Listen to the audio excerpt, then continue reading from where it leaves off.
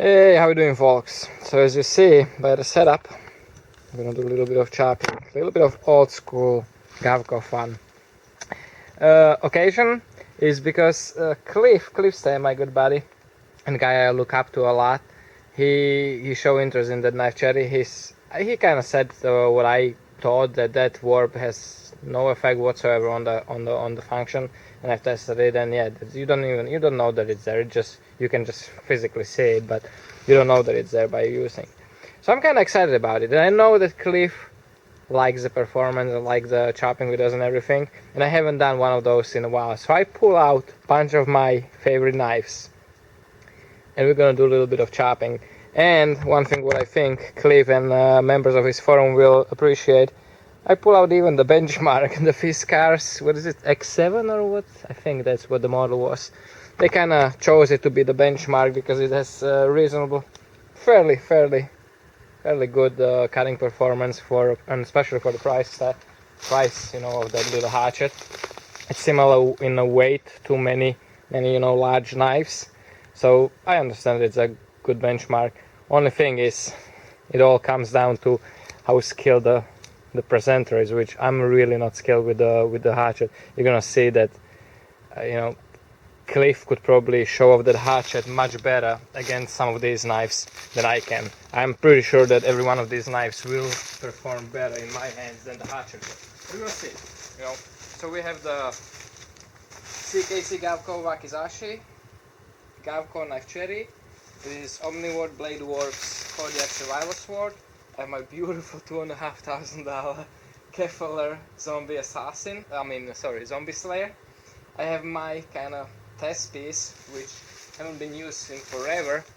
01 competition chopper I built. You can kind of see how nice that finish is, beautiful. But not bad, guys. This 01 left it completely unattended, unoiled, here in Florida, and even back in New York forever. In my shop where it's humid, you have the cool mist going. So that's actually not bad. That's just a little bit of surface rust. And not much of a patina either. I mean, it's dirty. Here's some rust, but definitely not as bad as a lot of people would think it is.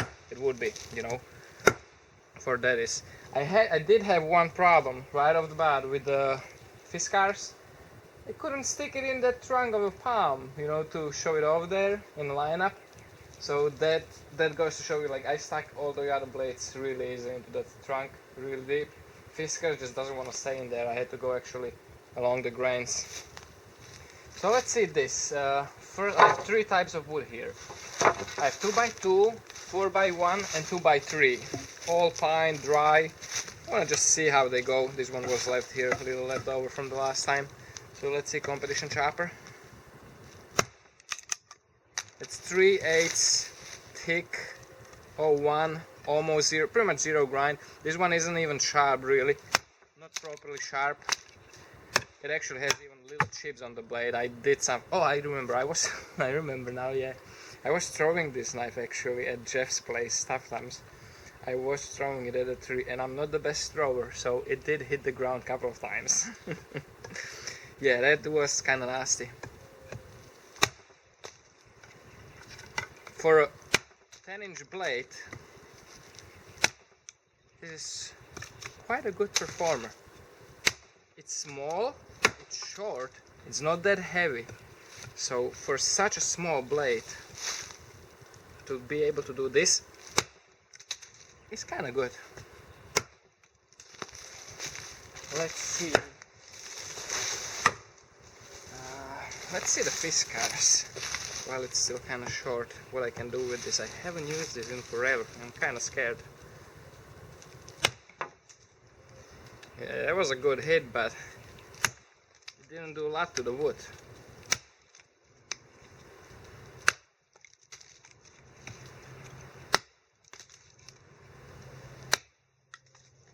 Yeah, it wasn't bad.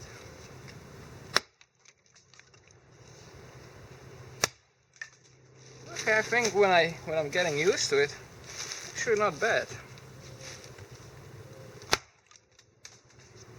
About a little over halfway through. So still not as good.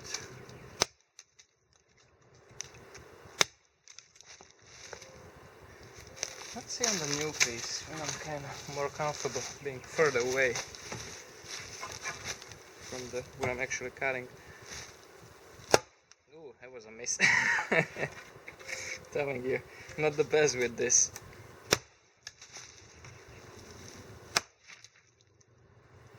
It was nice, but it was kind of started.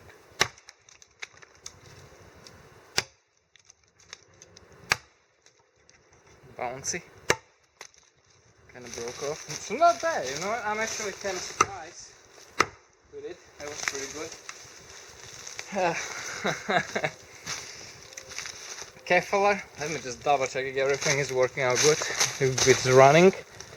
Okay, yep, it is. So Keffeler, Zombie Slayer. Pretty proud piece of my collection. Ground extremely thin. So thin that I'm actually kind of scared of going really full force with this. So you see how it cuts with actually very light swings. And with this one, no, I'm not gonna go into the nuts like this. So you kind of see it is a use, it's definitely not just the keeper. Let's get moving so you can see it, all the blades. Omnivore Blade Works, Kodiak Survival Score. I think it's excellent tool. This is actually one of the prototypes, one of the first two he ever made. Jared, good friend of mine. You can kind of see why I like this sword a lot.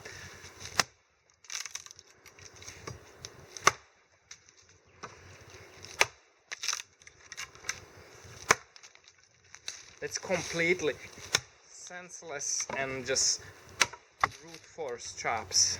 No paying attention to how, where, which direction. Freaking love this knife a lot. And that's again 1095, no coat, completely, you know, unattended for a very long time. You can actually see kind of patina fingerprints from when I grabbed it, you know, with sweaty hands. Pretty cool stuff. Cliff Stam's Knife Cherry, the moment he's probably waiting for to see this. Very light, definitely the lightest out of all these that have been here. Definitely lightest. But for how light it is, actually not bad. I can say so myself. There was a nut. Not a bad performer, I think. That's still the 2x2, which in reality, you know, it's called 2x2, but in reality it actually is only 1.5 by 1.5. So it's not like, you know, I'm pretty sure that Cliff will be able to show off the performance of it much better than I will ever be. He's a much bigger guy. And the last for the 2x2 run, my Wacky. It's very similar. It works pretty much just the same way as a Knife Cherry, because it has similar blade profile, similar length, balance, everything, except it has a longer handle, so I can actually grab it further back and get even more momentum on it. So it's kind of like just one added extra feature. Let's see this. So let's start from the Fiskars. This is the 4x1, so we have thinner wood, but it's taller. So you can kind of see how deep it will go better.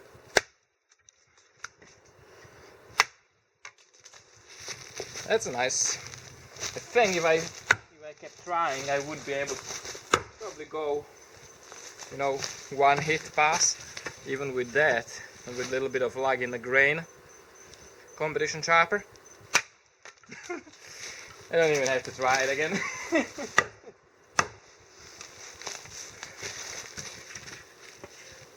Zombie Slayer. Yeah, it's like a millimeter left.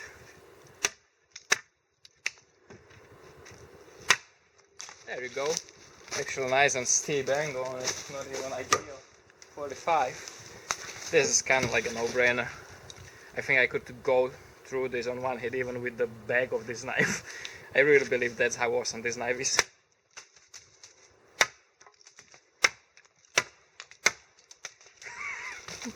I can't. It's just, it really is that good. Guys, if you're into big knives and you don't really want to wait for my Excalibur, or you just, you know, just get one of those. They really are that good. Actually, his books are also like, I think he has books and some kind of pre-orders, but he's pretty busy too, so I don't know how lucky you can be getting one and how quick. That's the knife cherry. Yeah, that's decent. I'm actually a lot less wounded than I thought I would be, because I haven't done chopping like this in quite a while. And this, that's good. You can keep a little bit of this for later, just so I have something to play with. And let's go on the bigger. What's that?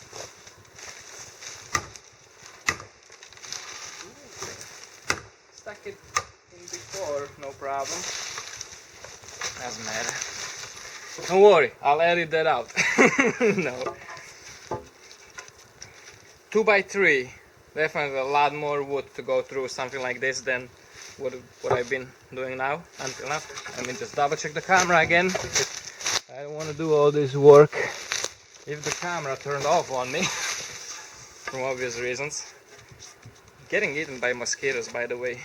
You guys should appreciate that. So Fiskars.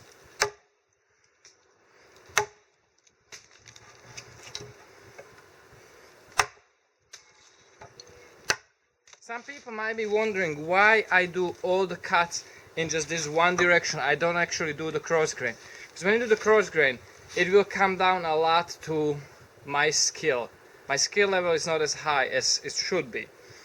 If I'm doing this, there are two main things. I'm staying safe, because I'm always cutting away from my body. So no matter what happens, if that tool, you know, slides out or bounces, it goes away from me.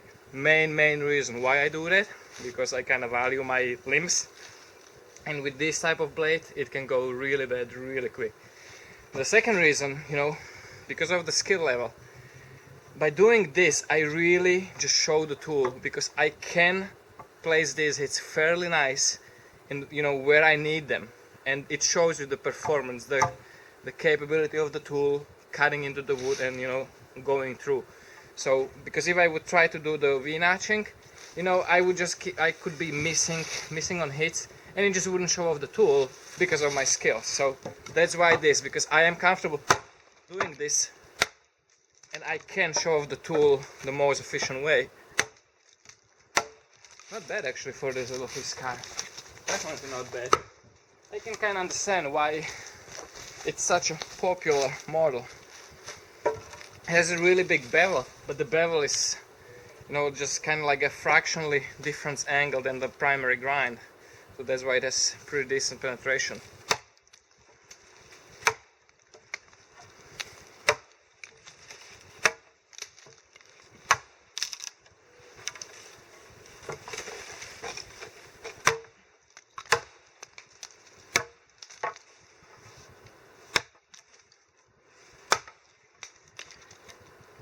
Competition sharper, not bad, not bad. I think the longer I go, I just don't have energy to stick them back in. Or the pantry is defending itself. Zombie Slayer. Wasn't the best hit on my part.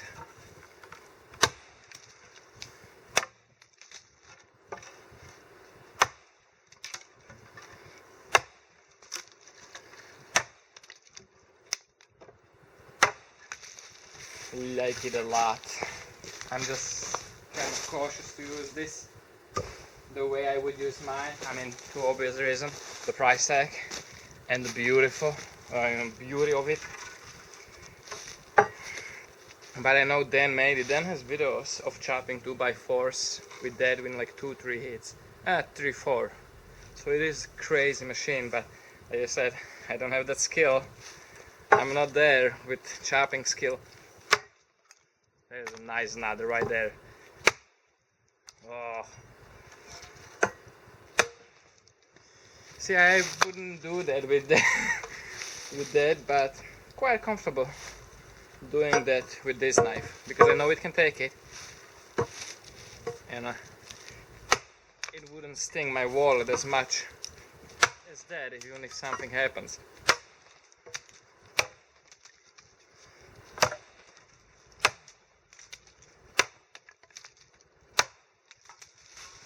Like this. Now, what we were all waiting for, I guess the bigger stuff and the knife cherry, to see how it will behave in the thicker material. Nice thing also, my hands are really sweaty already at this point.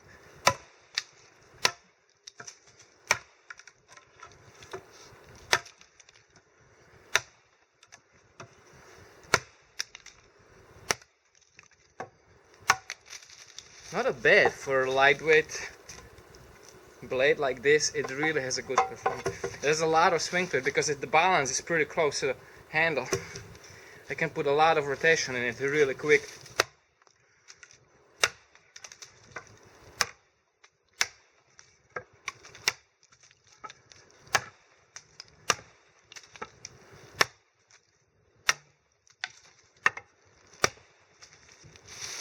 I like this a lot. No damage whatsoever. I like that. And let's see that. Last blade, the wacky, on the last piece of this.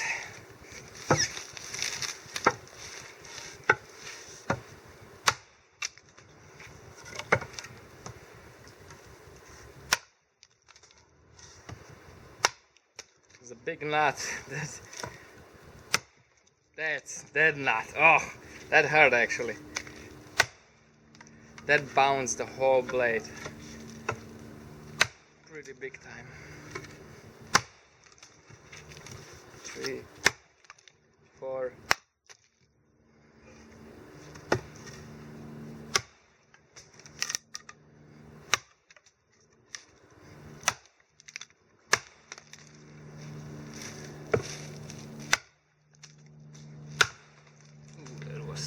That changed the angle on me.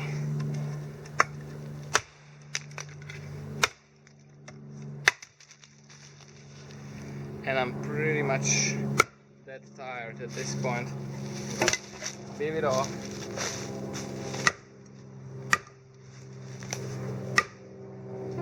I don't know what's happening. Stack them all so easy. And leave off with just couple more passes through this, just because this was so much fun. It was so easy.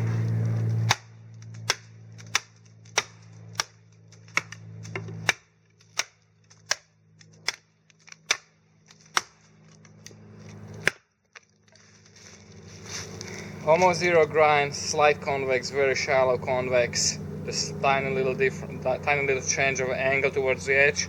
Convex, the whole thing is convex, even the secondary bevel. But all it is, it changes slightly, so it's not super thin. It's still probably about, if you would measure it at that angle change, it is probably around 15 thousandths, I think, behind the edge. The edge is about 15 dps. 15, 16, I would guess something like that. So nice and lean grind, still plenty strong. I hope Cliff will enjoy it, because I know it's a good knife. I'm just curious how it's gonna fit to his, purpose, skills and all that stuff. So guys, hope you enjoyed it. Thank you for watching. Thanks for all the support. Take care, stay safe, and remember, don't cut yourself.